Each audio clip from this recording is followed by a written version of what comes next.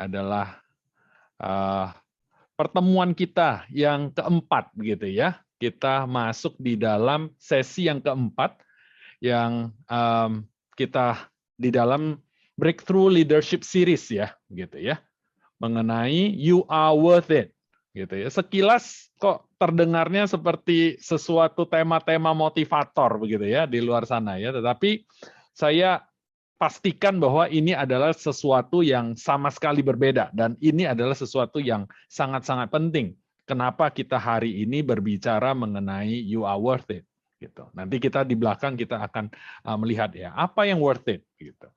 Oke, kita menemukan hari ini kita akan menemukan nilai dari diri sendiri kita ya, yang merupakan fondasi di dalam setiap keputusan yang kita ambil di dalam hidup ini. Ya, kalau sobat mengikuti 3 sesi terakhir yang sudah kita lalui, semuanya berbicara mengenai kepemimpinan diri dan bagaimana kita dapat melakukan sebuah terobosan breakthrough gitu ya di dalam diri kita sendiri. Kita belum berbicara tentang orang lain, bagaimana mengubah orang lain dan seterusnya, karena segala perubahan adalah dimulai dari diri kita sendiri.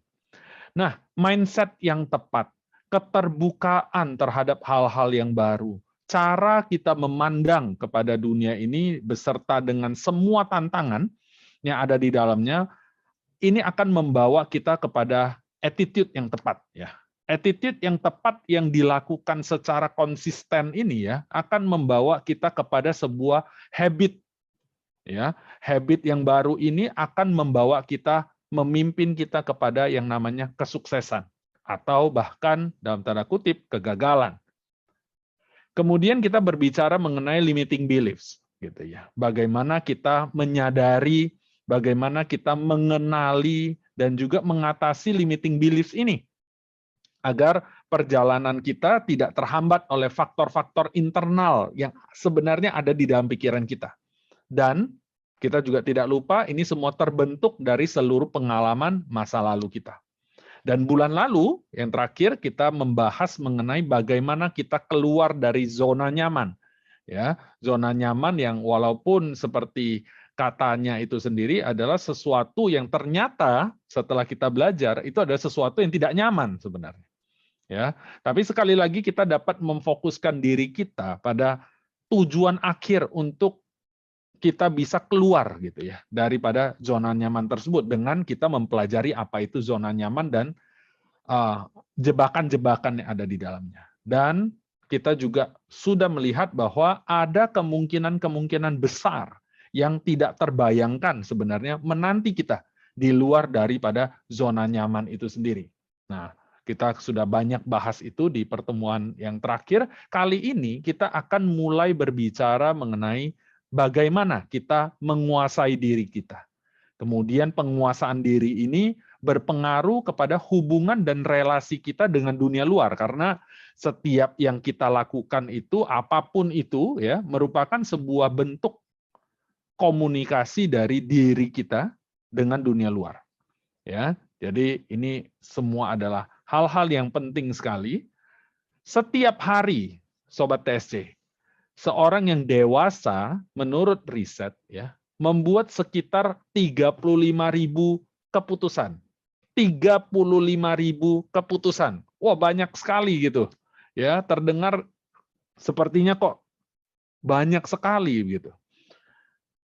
Sebenarnya itu pemikiran yang belum tentu benar gitu ya. Bayangkan di dalam 2-3 menit saya berbicara ini, sobat setidaknya sudah membuat beberapa belas keputusan. Mau buktinya ya. Mulai dari apakah sobat mau terus mendengarkan saya atau tidak, dan kemudian Anda leave the meeting room begitu ya. Hingga setelah ini rekan-rekan ini mau memeriksa WhatsApp atau pekerjaan begitu ya, ataupun mungkin ada hal-hal yang mau diselesaikan di sore hari ini begitu ya. Banyak hal gitu, sehingga setelah ini mau pergi kemana sebelum Anda pulang ke rumah gitu ya, otak kita nih selalu berputar dan kita terus-menerus secara sadar atau tidak gitu ya, kita membuat keputusan-keputusan. Ya, jadi kalau loncatan, kalau di dalam anatomi begitu ya, kita tahu bahwa otak kita ini ya terus-menerus memberikan loncatan-loncatan listrik gitu ya. Sehingga kita terus-menerus berpikir, kita terus-menerus melakukan pergerakan dan seterusnya. Ini karena semua ada hantaran-hantaran listrik begitu di antara syaraf-syaraf kita.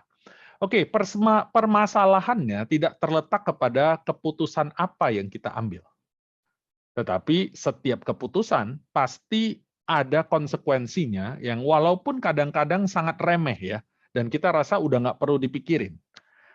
Tapi bukan di sana. Permasalahannya bukan soal keputusan yang kita ambil, tetapi pada proses bagaimana kita bisa tiba kepada keputusan tersebut. Nah, ini yang kita akan bicarakan gitu ya. Bagaimana memutuskan apakah kita akan langsung bangun di pagi hari atau kita tidur lagi 10 menit sebelum benar-benar kita bangun. Ini contoh hal yang lain gitu ya. Kita memutuskan sesuatu ya di pagi hari, waker bunyi begitu. Apakah kita putusin kita langsung bangun ataupun kita 10 menit lagi?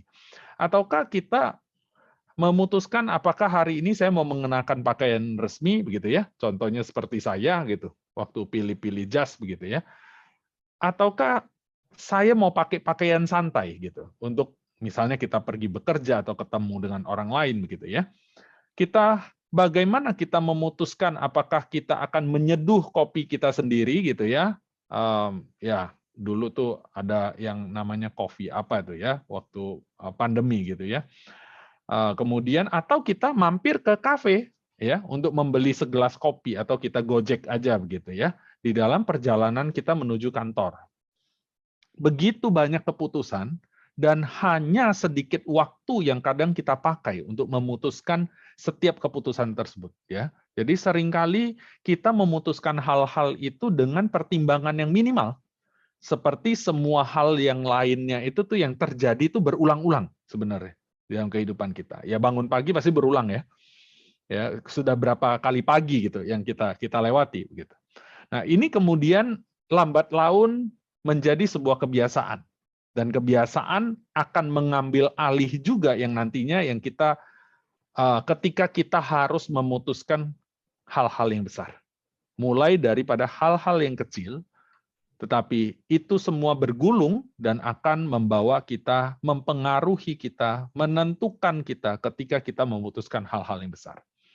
Karena itu penting sekali bagi kita, Sobat TSC, ya, untuk kita dapat membuat keputusan-keputusan berdasarkan satu sistem, ya, atau sebuah tata aturan, kalau boleh saya sebut sebagai algoritma, gitu ya, lebih keren sedikit, gitu ya, algoritma, gitu ya, yang tertanam di dalam pikiran kita, sehingga setiap kali ketika kita diperhadapkan kepada pengambilan keputusan, baik itu secara sadar ataupun tidak sadar, kita dapat melakukannya secara, kalau boleh saya istilahkan itu tuh autopilot gitu ya.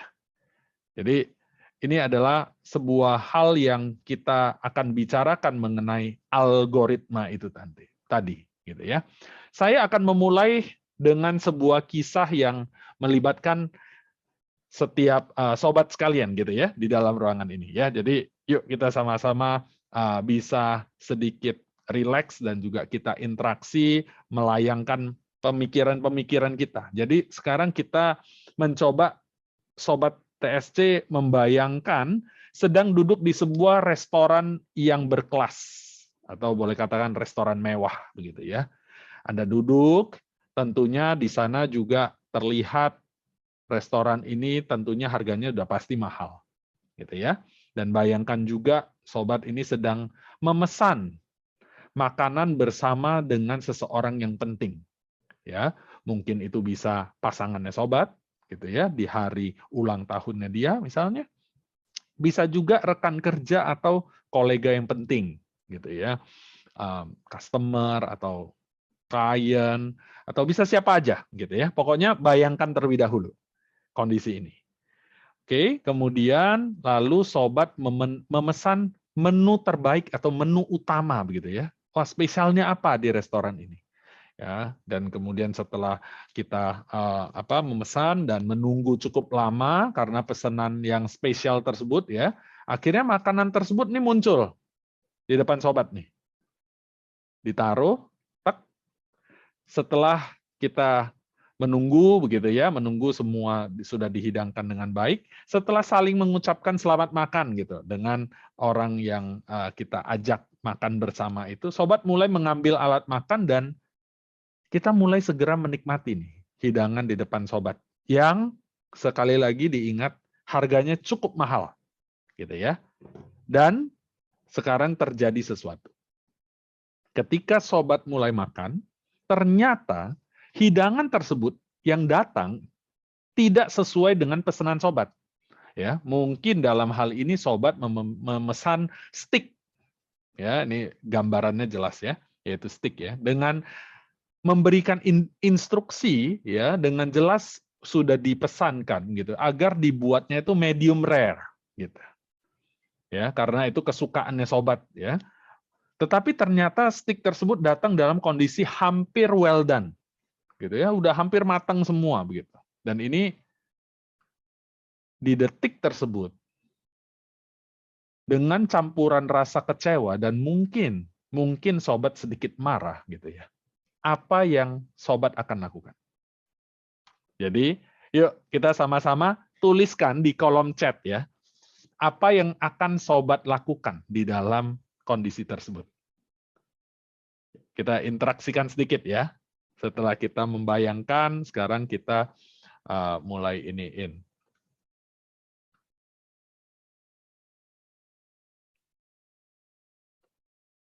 Wah, ternyata semua baik-baik gitu ya.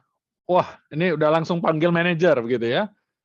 Kalau saya tidak makan dan minta order ulang, Pak. Wah, oke, thank you Pak Adit.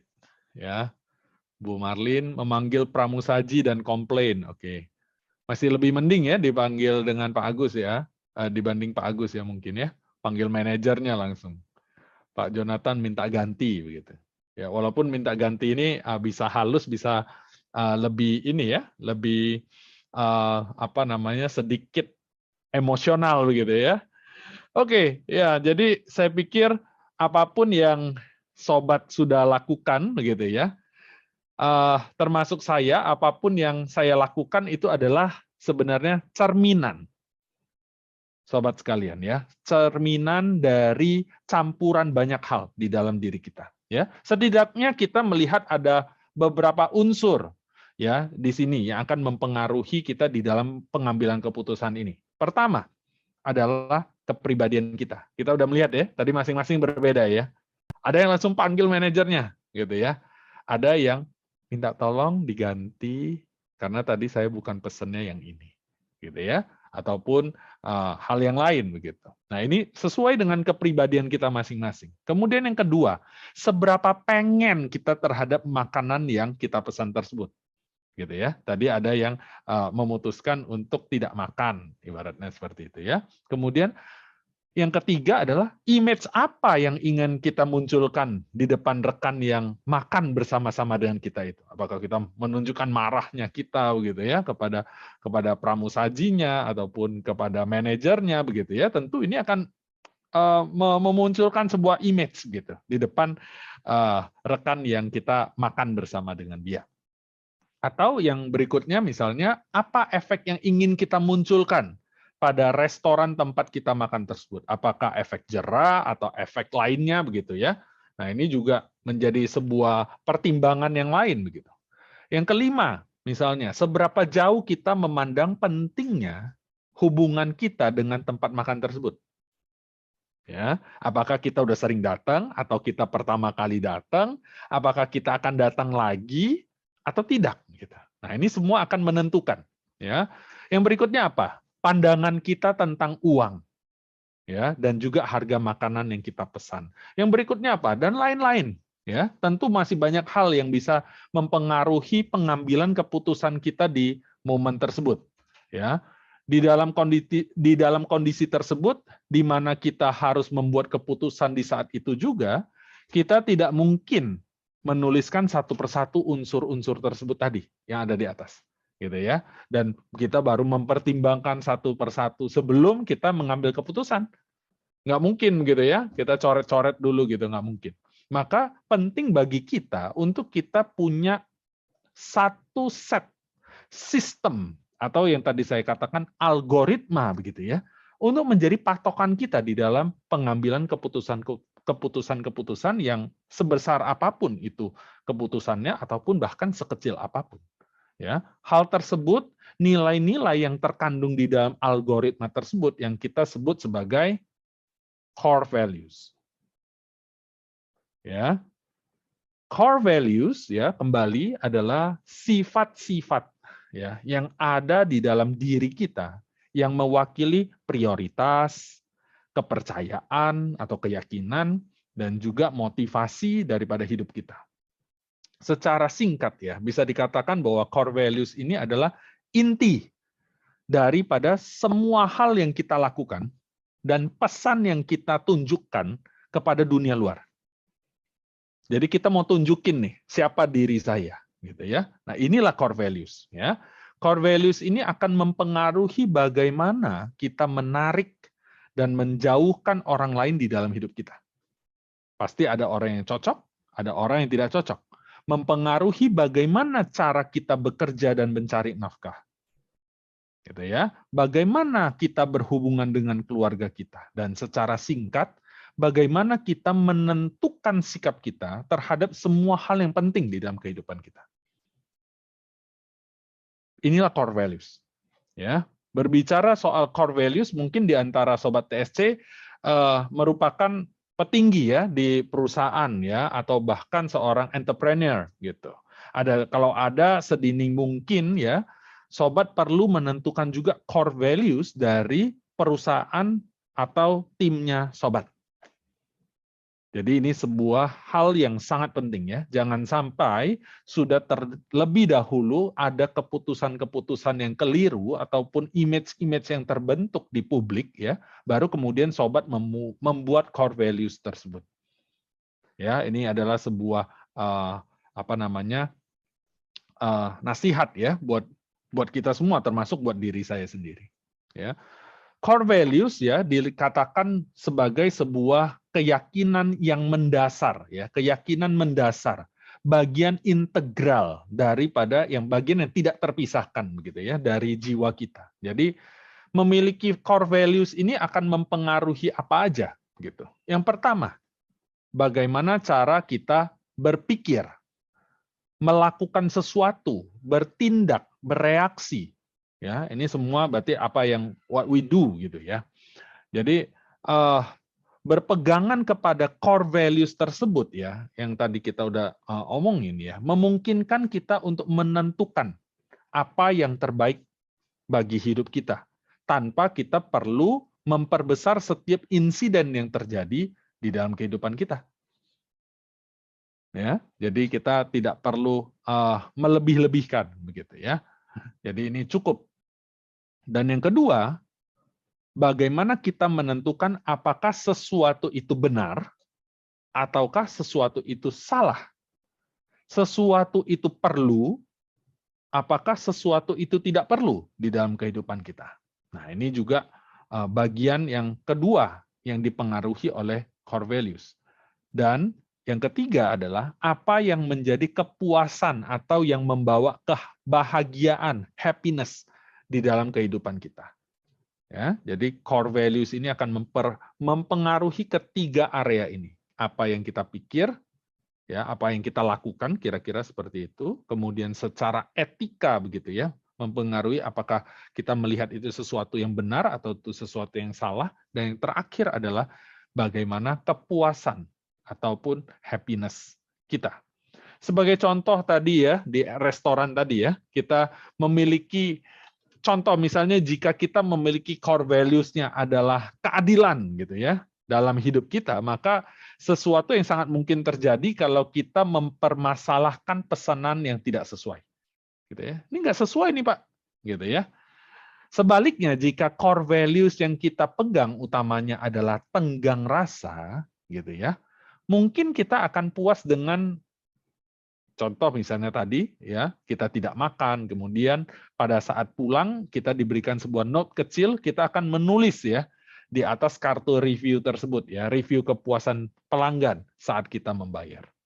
Jadi ketika kita bertindak, ya, bertentangan dengan core values kita, maka akibatnya kita akan merasa tidak sejahtera, gitu ya. Akan mulai muncul penyesalan. Aduh, kenapa saya tadi seperti itu? Mungkin akan muncul juga kemarahan atau kekecewaan. Tetapi yang pasti yang tidak akan muncul itu adalah kepuasan atau kebahagiaan. Jadi kembali lagi tadi bukan soal benar atau salah, tetapi hari ini kita memperhatikan apa yang mempengaruhi kita sampai kepada hal tersebut. Ya, jadi tadi kita sudah melihat bahwa core values yang berbeda menyebabkan reaksi kita juga adalah sesuatu yang berbeda dan sangat dipengaruhi oleh hal tersebut.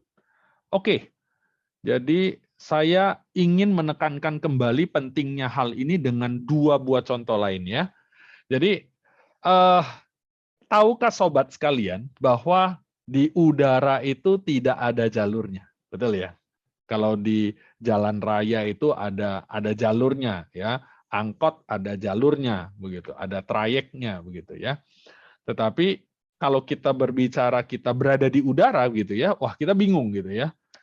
Ketika kita berada di sebuah ketinggian, ya, sebenarnya kita tidak bisa mengandalkan indera yang kita miliki, gitu ya, untuk menentukan arah, karena sedikit saja kita salah prediksi, begitu ya, seperti kita tahu kalau kita sedikit salah prediksi mengenai sudut, begitu ya, maka kalau dikalikan dengan berapa kilometer begitu, itu jarak yang dari titik awal yang kita mau capai dengan titik akhir yang kita capai itu tuh ternyata jauh sekali, gitu.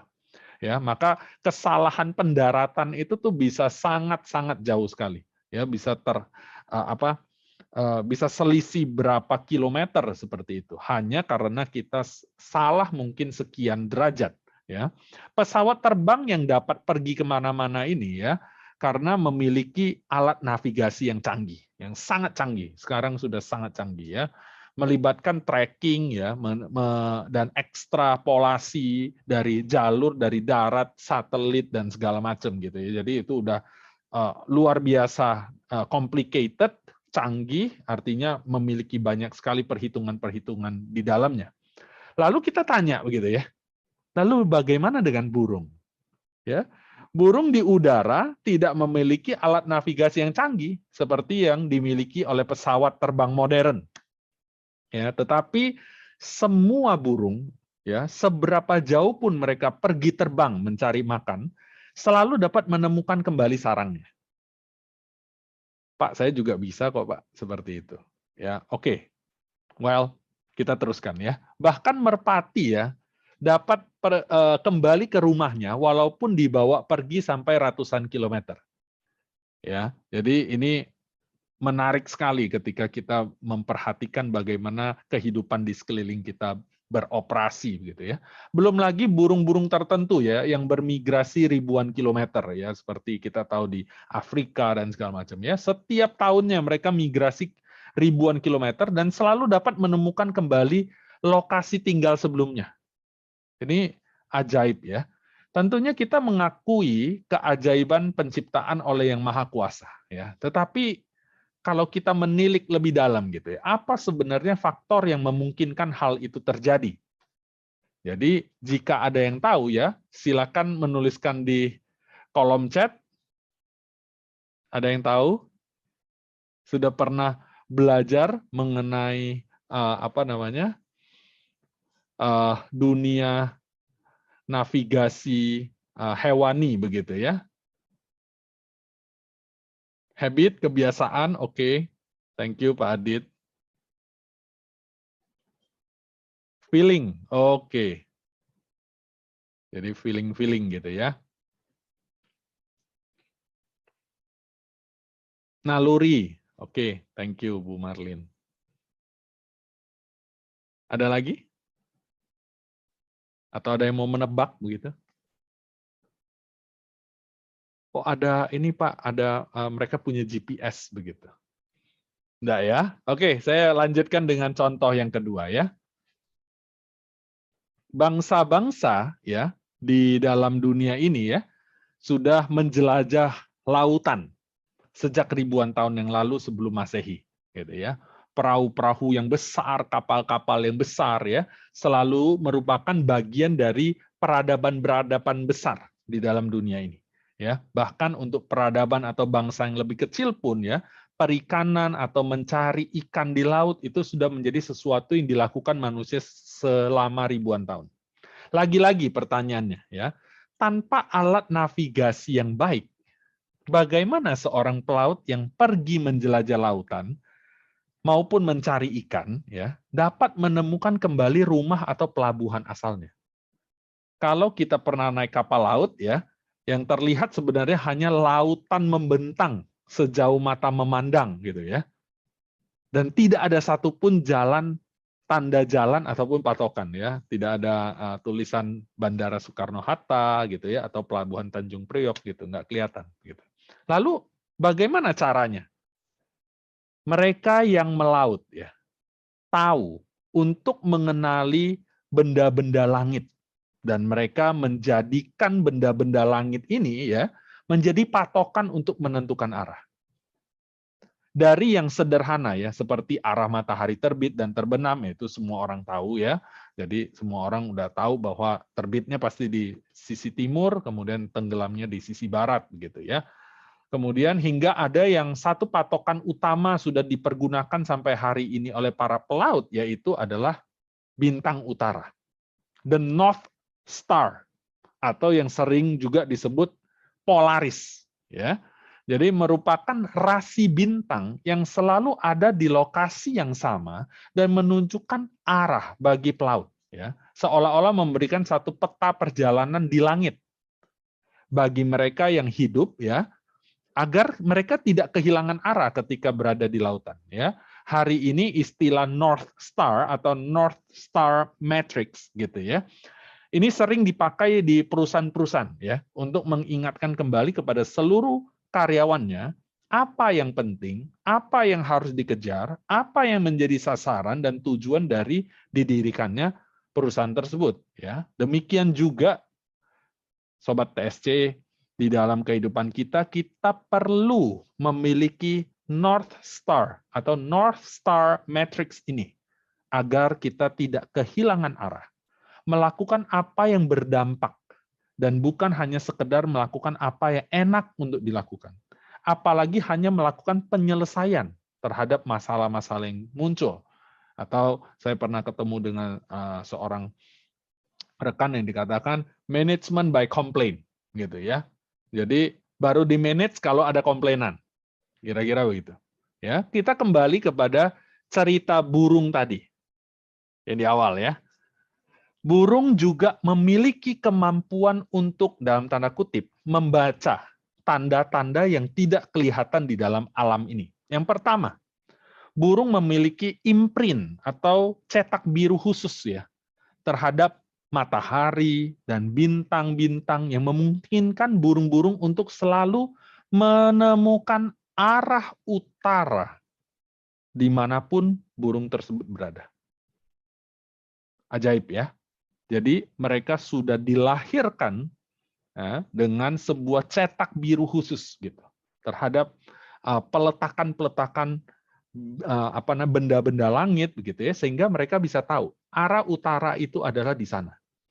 Kemudian di telinga daripada burung tersebut ya terdapat konsentrat besi, gitu ya, konsentrat besi yang memungkinkan burung-burung ini untuk bisa melacak lokasinya di bumi ini berdasarkan medan gaya tarik bumi atau magnetic field. Ajaib luar biasa ya terkait dengan hal ini ya. Dan yang terakhir, burung-burung juga memiliki syaraf yang tersebar di paruhnya, ya, di paruhnya itu, ya, memiliki syaraf yang dapat membantu untuk menentukan sudut gaya tarik bumi terhadap posisinya, sehingga ketika dia berada di tempat yang baru, ya, burung-burung pun dapat menentukan seberapa jauh posisi dia dari lokasi asalnya dan kemana arah yang perlu ditempuh jikalau dia ingin kembali. Jadi ternyata seluruh sensor-sensor itu tuh sudah ditaruh gitu ya di dalam tubuhnya daripada si hewan ini begitu ya. Jadi di titik ini kita dapat mengatakan bahwa burung memiliki kompas internal untuk bisa menentukan North Star-nya dia sendiri. Bagi kita manusia, kompas internal itulah yang kita butuhkan di dalam membentuk core values. Jadi tadi kita udah belajar kita butuh core values gitu ya, dan untuk menentukan itu kita perlu kompas ya, kompas internal. Oke. Oke, kita lanjut. Oke, ya. Ini adalah Tony Hsieh ya, ex-CEO dan founder dari Zappos ya, sebuah perusahaan sepatu online ya yang mendunia ya dan berpengaruh sangat luas ya, membungkus pentingnya setiap orang dan perusahaan untuk memiliki moral compass ya ataupun North Star yang North Star tersebut ya dengan kata-kata seperti ini ya. Bagi seorang manusia karakternya adalah nasibnya atau takdirnya, kira-kira begitu ya. Bagi sebuah perusahaan, budaya adalah takdirnya atau nasibnya ya. Hal inilah yang dipegang teguh oleh Tony dan juga para co-founder ya, pendiri dari Zappos ini, akhirnya menjadikan Zappos pernah mendapatkan peringkat 11 dari 100 perusahaan dunia yang paling diminati oleh karyawan sebagai tempat bekerja, tempat kerjanya mereka, gitu ya, tempat bekerja impian, idaman, gitu ya, versi Fortune. Ya, dan core values ini pula yang akhirnya menjadi kunci di dalam akuisisi Zappos ya oleh perusahaan raksasa hari ini yaitu Amazon. Ya, ketika Amazon menunjukkan ketertarikan ya pada saat itu ya untuk mau membeli Zappos ya, Tony dan para co-founder ini tuh tidak tertarik untuk menjual. Bukan karena penawarannya terlalu kecil ya, kita tahu di dalam level skala mereka udah nggak mungkin kecil begitu ya. Bukan juga karena mereka tidak suka dengan Amazon. Atau bahkan karena mereka berpikir mereka bisa berkembang sendiri. Bukan itu. Tony Hsieh enggan menjual Zappos karena khawatir ketika kepemilikan mereka berganti, maka core values yang ia bangun di Zappos juga ikut berubah. Ya, sebegitu pentingnya core values ya di mata daripada Tony Hsieh sampai hampir menolak transaksi senilai 1,2 miliar US dollar yang atau hampir setara dengan 17 triliun rupiah. Ya. Akhirnya transaksi terjadi ketika Jeff Bezos ya, kita semua kenal ya, yaitu founder dari Amazon ya, yang turun tangan sendiri memberikan jaminan kepada Zappos bahwa core values dari Zappos tidak akan diubah. Barulah setelah itu Tony melunak ya dan juga menjual Zappos kepada Amazon. Ya, sedikit berita duka bahwa Tony Hsieh meninggal di November 2020 akibat kebakaran yang terjadi di rumahnya. Ya, kita sungguh menyayangkan ya. Ada orang-orang yang baik ya. Saya juga sendiri sekarang dalam kondisi berduka karena salah seorang customer yang baik gitu baru saja tutup usia dan ini adalah kejadian yang kita tidak bisa hindari ya di dalam kehidupan kita. Oke, kita lanjutkan. Jadi kembali kepada North Star ataupun core values di dalam kehidupan kita. Bagaimana kita dapat menerapkan hal-hal tersebut di dalam kehidupan ini?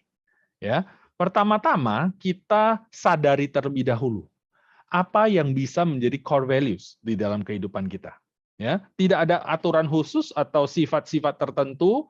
Bahkan hal yang negatif pun sebenarnya bisa kita jadikan sebagai core values di dalam kehidupan kita. Tapi tentu itu bukan hal yang bijaksana ya untuk kita gunakan. Secara umum, core values yang biasa muncul itu antara lain misalnya integritas ya.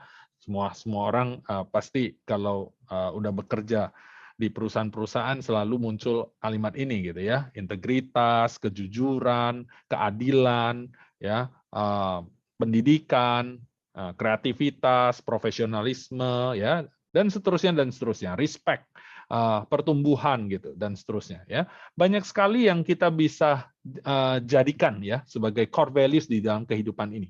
Sehingga kita jangan terpaku hanya kepada beberapa yang tadi sempat saya sebutkan ataupun yang tertera ya di sini ya.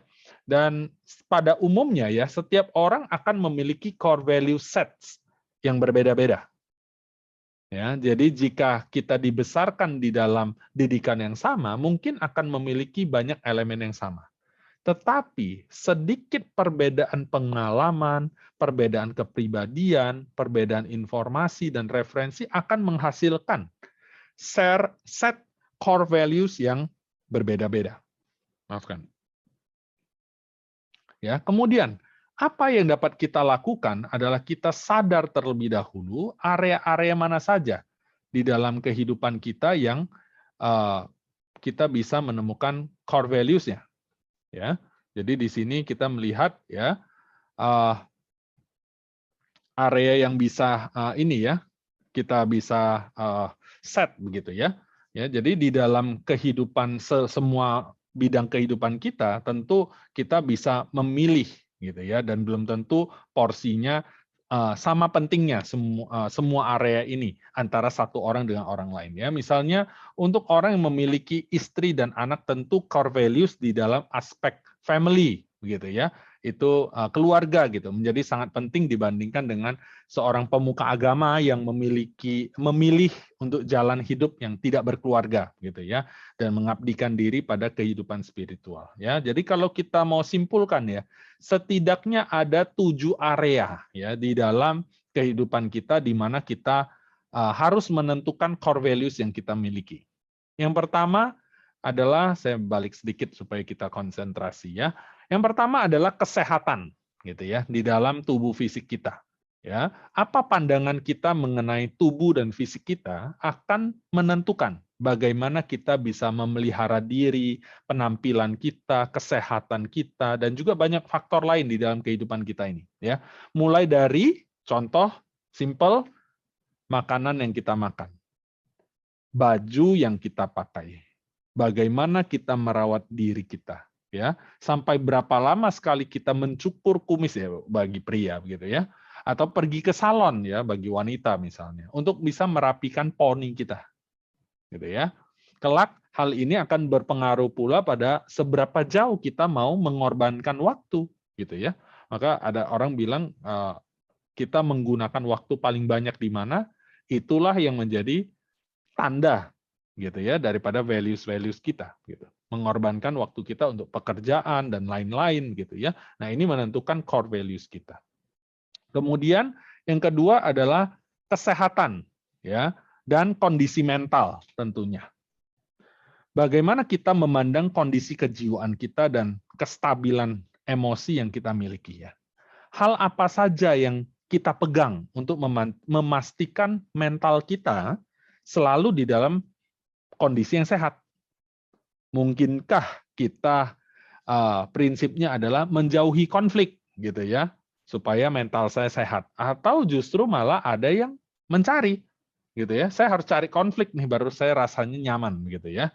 Apakah kita mendukung hal-hal yang beresiko gitu ya ataupun tidak? Semua hal ini berkaitan dengan mental kita dan tidak ada yang benar ataupun yang salah ya di dalam hal ini, tetapi kita perlu rumuskan dengan baik, kita perlu pikirkan dengan baik. Itu yang kedua. Yang ketiga, misalnya kita berkaitan dengan pekerjaan, ya, vocational. Nilai-nilai apa yang kita pegang di dalam pekerjaan kita? Seberapa jauh kita memandang penting efektivitas, efisiensi, profesionalisme, dan lain-lain, gitu ya. Kualitas pekerjaan kita akan ditentukan dari nilai-nilai yang kita pegang ini, Sobat TSC. Ya. Demikian juga waktu yang kita habiskan di dalam pekerjaan kita. Jika kita memiliki core values ya, untuk terus-menerus berkembang di dalam pekerjaan, pilihan-pilihan untuk mengikuti pelatihan-pelatihan juga akan tercermin nantinya di dalam hal ini. Gitu ya. Jadi kita pengen berkembang ya, seperti sore hari ini begitu ya, ada 16 rekan gitu ya, sobat TSC begitu yang mengikuti pelatihan ya. Tentu yang lain ada kesibukan tertentu dan seterusnya. Tetapi rekan-rekan sudah sobat TSC sudah memilih sesuatu yang penting untuk mengisi kehidupan profesional sobat sekalian. Yang keempat, misalnya keuangan, gitu ya. Ini merupakan hal yang sensitif di dalam kehidupan kita. Sayangnya, sobat TSC, ya, seringkali kita merasa tabu untuk membicarakan hal ini, apalagi sensitif, gitu ya. Merumuskannya menjadi core values kita. Padahal ini adalah hal yang sangat penting. Bagaimana cara kita melihat uang? Bagaimana cara kita mencari uang? Bagaimana cara kita berencana memanfaatkan uang yang kita miliki? Dan ini menentukan banyak sekali hal di dalam kehidupan kita, gitu ya. Ada tulisan-tulisan iseng begitu ya. Tidak uang itu bukan segalanya, tetapi segalanya butuh uang, gitu ya. Jadi kita harus sangat-sangat berbijaksana di dalam hal ini, dan bijaksana itu dimulai dari mana? Dimulai dari core values kita. Apa yang membentuk bijaksana itu sehingga kita bisa membelanjakan uang tersebut. Ya, mulai dari integritas ya yang kita di dalam kita bekerja, hingga bagaimana kita memutuskan untuk membeli sesuatu atau tidak. Nah, kembali lagi kepada bijaksana itu tadi. Dan yang berikutnya misal adalah keluarga. Ya, ini kita berbicara tentang 7 hal ya, 7 hal yang kita akan membentuk core values kita. Maka yang berikutnya adalah keluarga. Nilai-nilai yang membangun keluarga juga tentu harus kita tentukan. Ya, tanpa itu kita akan pulang setiap hari ke rumah gitu ya, hanya sekedar menghabiskan waktu untuk beristirahat gitu ya, persiapan besok kembali aktivitas saja begitu ya. Ya, sedangkan jika kita memiliki visi ya untuk keluarga ideal kita dan apa yang kita jadikan sebagai dasar untuk membangun keluarga ini, maka waktu baik ketika kita bersama dengan keluarga maupun ketika kita tidak bersama dengan keluarga sama-sama akan menjadi penting dan akan mempengaruhi keputusan-keputusan hidup kita. Ya, ini yang kelima. Yang keenam adalah berbicara mengenai kehidupan sosial. Ya, apa yang menjadi ukuran kita, apa yang menjadi takaran kita ketika kita bergaul dengan orang lain. Seberapa jauh kita mau membuka diri dan menerima orang lain di dalam kehidupan kita. Nah, ini semua perlu ditentukan ya sebagai bagian dari core values kita. Jika tidak, maka kita akan mudah terjebak lagi-lagi di dalam ajakan, ikut-ikutan tanpa kita punya prinsip yang mendasari tindak tanduk kita. Ya, ini kehidupan sosial kita. Dan yang terakhir tentunya adalah kehidupan spiritual. Yang terakhir tentu bukan yang paling tidak penting begitu ya, tetapi justru ini sesuatu yang baik. Kehidupan spiritual kita ya memerlukan prioritas di dalam kehidupan kita. Bagaimana kita berelasi dengan pencipta kita, Tuhan kita, apapun bentuk kepercayaan kita. Seharusnya kita mendapatkan posisi yang jelas di dalam kehidupan kita. Apakah kita menganggap kegiatan spiritual sebagai sebuah kewajiban, ataukah sebagai beban, atau sebagai benar-benar bagian dari kehidupan kita secara utuh nih, gitu ya, dan akan sangat berpengaruh kepada keputusan-keputusan yang kita ambil. Ya, saya tipe orang yang memegang bahwa kehidupan spiritual itu akan sangat mempengaruhi kehidupan kita secara sehari-hari, begitu ya. Maka ini menjadi sesuatu yang perlu sangat penting diperhatikan oleh kita semua, Sobat TSC. Poin-poin ini disusun bukan dengan satu urutan atau prioritas ya, tetapi sebagai satu keseluruhan bahwa kita ingin ya menjadikan pedoman atau bagian yang kita hidupi secara umum, yang kita miliki secara umum. Oke, seperti contoh berikut ya. Semua orang pasti kenal dengan yang ada di layar ini ya, pastinya ya. Wah, kalau yang nggak kenal ini berarti mungkin nggak suka nonton film gitu ya, ataupun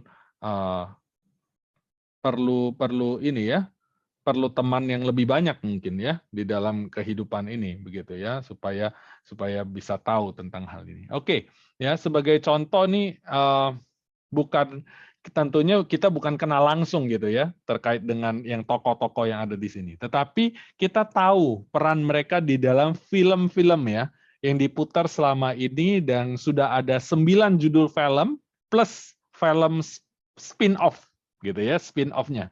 Saya rasa tidak ada yang tidak tahu lah ya mengenai Fast and Furious, atau kalau di website itu Fast Saga ya dikatakan ya.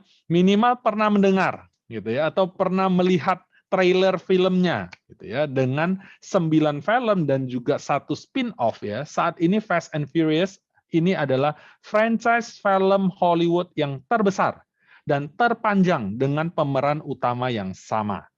Ya, nah melihat tim ini ya, kira-kira core values apa saja yang mereka miliki ya? Coba yuk kita sama-sama tuliskan di chat room ya. Buat yang pernah nonton ataupun nggak pernah nonton pun, minimal kalau lihat gambar ini kira-kira apa gitu ya core values yang mereka miliki. Coba kita tuliskan di kolom chat room kita ya. Menurut sobat sekalian, apa yang tercermin di dalam tim ini gitu. Oke. Ada Pak Robin Hood ya, yaitu keluarga. Oke. Pak Adit, teamwork, kompetisi. Oke. Pak Jonathan, solidity. Wow, menarik ya. Race to win. Oke, karena ada mobil ya di sana ya, mobilnya keren-keren. Oke. Ada lagi?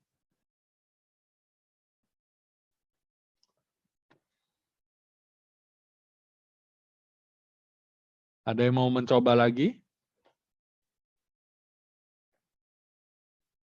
Oke. Ya, saya rasa jawaban sobat sekalian tentu semuanya benar, gitu ya. Yang utama ya, tentu dari film ini kita bisa saksikan bahwa mereka mengutamakan satu dengan yang lain di atas mengutamakan satu dengan yang lain begitu ya. Artinya family first ya. Tadi ada yang jawab ini ya, keluarga begitu ya. Dan benar sekali bahwa ini adalah sebuah film ataupun franchise yang mengedepankan soal family gitu ya. Jadi selalu pasti akan muncul ada family, mengutamakan family. Ketika sudah dipanggil atau bertemu dengan keluarga itu sesuatu yang harus dibelain mati-matian gitu ya, family first. Kemudian mereka juga berlatih dan planning gitu ya untuk semua rencana yang mereka sampai akhirnya bisa bekerja sama dengan baik atau teamwork. Tadi udah disebutkan juga ya. Terlihat juga mereka sangat peduli satu dengan yang lain dan loyal. Ada juga faktor mereka sangat menghormati rekan setimnya yang punya kekuatan atau skill khusus gitu ya. Dan juga bagaimana dendam harus dibalaskan. Ya, wah, ini menarik sekali ya. Itu beberapa contoh core values ya yang muncul ya, yang bisa kita saksikan dan kita bisa tangkap gitu ya, dengan kita lihat otot-otot yang sebesar ini pasti bukan film ini ya, bukan film romantis begitu ya, tapi sesuatu yang pasti keras dan seterusnya gitu ya. Tentu masih ada hal-hal yang lain yang mungkin lebih menjadi core values-nya mereka. Tetapi di film yang sama kita juga bisa melihat adanya nilai-nilai yang pasti bukan merupakan core values mereka. Contoh ya, misalnya kepatuhan terhadap hukum dan otoritas ya, jelas mereka berkali-kali berada di sisi yang berseberangan dengan penegak hukum misalnya. Dan juga mereka juga bukan tipe tim yang memandang kerapihan ya sebagai hal yang penting, bahkan seringkali sangat destruktif ya, hancur ininya gitu ya, mobil terbalik, truk terbakar ya, meledak gitu, dan seterusnya. Hal-hal lain juga yang tampak tidak digubris, misalnya seperti aturan gitu ya, bawa mobil apa begitu ya di tengah-tengah jalan lawan arus dan seterusnya gitu ya, dan juga nggak peduli gitu misalnya dengan pandangan orang lain, dan tidak ada belas kasihan misalnya ya. Ini adalah bentuk-bentuk yang kita lihat gitu dari sebuah contoh ini. Dari sana kita harus ingat bahwa ketika kita sudah memiliki set core values kita sendiri, itulah yang akan dilihat oleh dunia terhadap diri kita. sebagaimana kita melihat tim yang barusan ya, dan kita berkesimpulan memiliki image ya, image terhadap mereka, maka brand dalam tanda kutip, brand daripada diri kita juga akan muncul di mata publik seperti itu. Apa yang menurut publik kita anggap penting dan apa yang menurut publik kita tidak akan anggap penting, itu akan muncul. Dan itu menjadi brand yang disematkan pada diri kita. Ya, persepsi itu akan kita bawa dan berdampak kepada setiap relasi yang kita buat. Itulah sebabnya penting sekali untuk kita bisa bertindak dengan satu konsistensi atau true north alias North Star ya, sehingga kita tidak perlu memiliki banyak skenario untuk semua hal.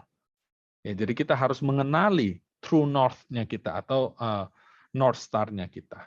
Ingat ya, nilai-nilai diri kita mencerminkan tentang siapa diri kita.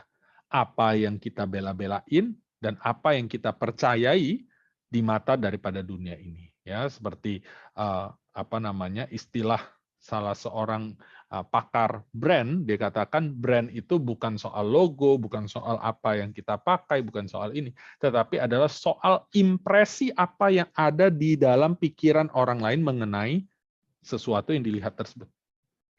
Gitu. Ya, misalnya rekan-rekan menilai saya seperti apa begitu ya, itulah brand yang tertanam tentang diri saya di dalam pikiran-pikiran orang yang di sekeliling dari diri saya, gitu ya. Jadi bagaimana cara kita menentukan core values tersebut? Ya, wah ini sudah masuk ya di area yang aplikatif yang rekan-rekan bisa lakukan gitu ya. Di dalam hidup ini tentu tidak mungkin kita mengadopsi 30 core values ya sekaligus ya. Karena akan cukup merepotkan mengingat 30 poin ya setiap kali kita setiap saat di dalam kehidupan kita. Jadi untuk perusahaan mungkin kita memiliki 5-7 core values begitu ya. Zappos yang kita lihat di awal memiliki 10 ya, 10 core values yang menjadi pedoman seluruh aktivitas mereka. Di dalam kehidupan pribadi mungkin kita hanya memerlukan 4-6 core values. Ya, tetapi untuk kita memulai kita perlu merumuskan semua dulu. Semua life values. Semua nilai-nilai yang kita anggap memiliki tingkat pengaruh kebenaran di dalam hidup kita. Karena itu biasa kita bisa mencoba dengan tabel seperti ini ya. Kita menuliskan 7 nilai yang kita anggap penting di dalam 7 aspek kehidupan kita. Tadi kita udah bahas 7 aspek kehidupan, sekarang kita membahas gitu ya. 7 nilai yang kita anggap penting di dalam 7 aspek kehidupan ini. Jadi kalau 7 kali 7 itu totalnya ada 49 gitu ya. Misalnya dalam keuangan kita berprinsip, misalnya contoh jujur, hemat, harus dermawan dan seterusnya gitu ya. Di dalam keluarga kita punya prinsip misalnya terbuka, mendukung, apalagi cinta kasih tanpa syarat begitu ya dan seterusnya. Dan lain-lain ya, dan kita bisa isi sampai seluruh tabel ini penuh ya. Saya sarankan rekan-rekan mungkin bisa screenshot atau apapun gitu ya. Ini menjadi sebuah pattern yang dapat rekan-rekan bawa pulang dan kemudian rekan-rekan bisa mulai mengerjakannya gitu ya. Kalau kita kalau bisa ya kita mengisinya jangan terlalu umum ya dan jangan terlalu sering berulang di aspek yang berbeda gitu ya di dalam hidup kita. Walaupun boleh ya. Jadi misalnya kejujuran ya semuanya ada jujurnya misalnya seperti itu ya. Tetapi jadi nanti ujungnya kurang relevan begitu ya. Tetapi usahakan ya 7 nilai yang kita tuliskan itu merupakan sesuatu yang benar-benar kita anggap penting. Ya, kita praktekkan di dalam berbagai situasi dan kita sulit hidup jikalau nilai tersebut dilanggar. Ya, jadi kita tidak bahagia, kita tidak puas begitu. Seandainya ada yang dilanggar. Sehingga mungkin ya, walau kita menganggap kejujuran itu penting di dalam lingkaran pertemanan misalnya, tetapi kalau tidak ada, mungkin tidak mempengaruhi kehidupan sosial kita. Jadi boleh saja hal ini kita tidak tuliskan. Ya, contoh. Yang kemudian yang berikutnya adalah setelah kita mendapatkan 49 nilai ya, kemudian untuk masing-masing aspek di dalam kehidupan kita, nilai-nilai yang sudah diurutkan tadi kita yang sudah ada tadi ya, kita mulai urutkan dari yang paling penting menurut kita. Oke, nangkep ya. Dari 49, kita urutkan yang paling penting di nomor 1. Gitu ya. Kemudian diurutkan terus gitu ya. Simpan tabel ini ya sebagai daftar life values yang kita miliki ya. Sering-sering kita lihat kembali tabel ini untuk meluruskan ya, meluruskan keputusan-keputusan yang kita buat di dalam hidup kita. Ya, setelah kita urutkan 7 nilai tadi dalam 7 aspek ya, kita ambil top 3. Oke. Tadi kita udah sebutkan semua, kita sudah urutkan sesuai dengan yang paling penting. Sekarang kita potong lagi, yaitu top 3 ya. 3 yang teratas dari masing-masing aspek tersebut. Sehingga sekarang kita punya 21 values yang penting ya. Dari 21 values, 21 nilai tersebut, kita coret dulu duplikasi-duplikasi yang ada. Jadi kalau ada yang berulang, silakan kita coret dulu. Ya, di tahap ini udah tidak perlu ada lagi pemikiran values ya yang mewakili aspek hidup yang mana. Gitu ya. Jadi nggak usah dipikirin apakah itu ada di finance ataupun ada di work ataupun di yang lain gitu ya. Udah kita coret dulu aja. Gitu ya. Dari 21 ya. Dari 21 tersebut ya, kita mulai eliminasi. Eliminasi satu demi satu values yang ada, sisa 7 values ataupun kurang. Ya, jadi setelah kita coret apa yang sama, kita kurang-kurangin lagi yang kita merasa setelah dipikir-pikir lagi, ya nggak sampai sepenting yang lain begitu. Jadi kita mulai coret-coret lagi, kita mulai hilangkan, eliminasi gitu ya. Dan sobat akan merasa hidup dalam situasi yang tidak damai sejahtera begitu ya. Jadi kita hanya pilih yang tidak boleh tidak ada. Kalau saya tidak ada ini, wah kayaknya hidup saya susah. Gitu ya. Nah, itu yang disisakan. Ya. Jadi kemudian inilah setelah terkumpul begitu ya. Inilah core values di dalam kehidupan sobat. Ya. 7 atau kurang values yang mulai sekarang harus selalu sobat kantongin. Dan diingat, karena kalau berpatokan kepada core values ini, maka setiap keputusan yang sobat buat tidak akan pernah salah ataupun melawan hati nuraninya rekan-rekan sekalian. Gitu ya.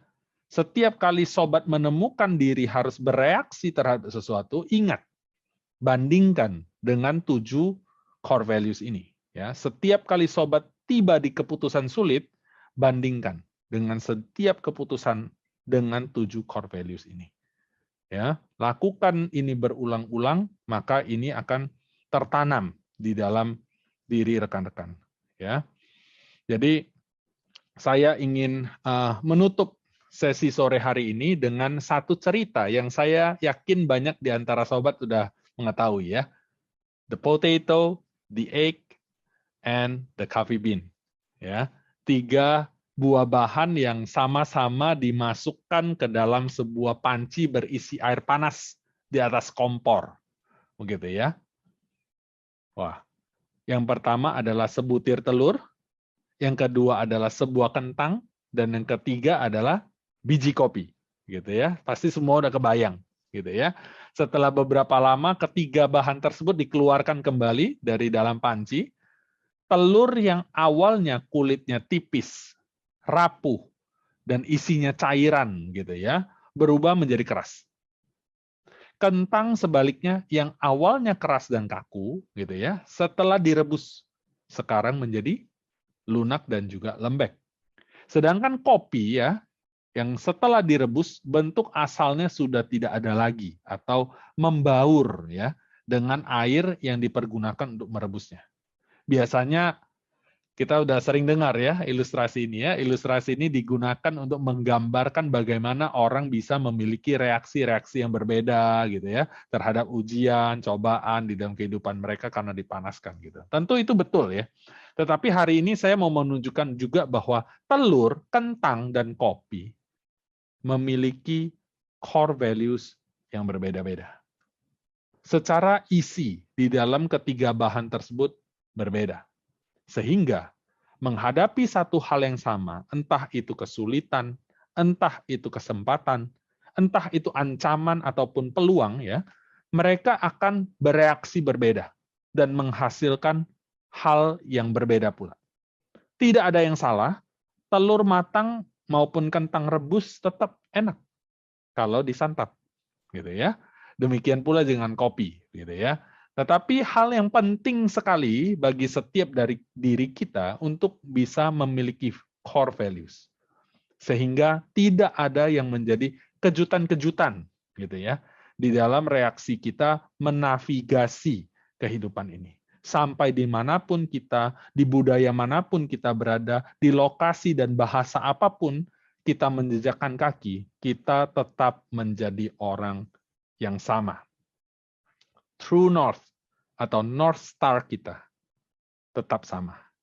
Salam breakthrough dan sukses untuk kita semua. Thank you.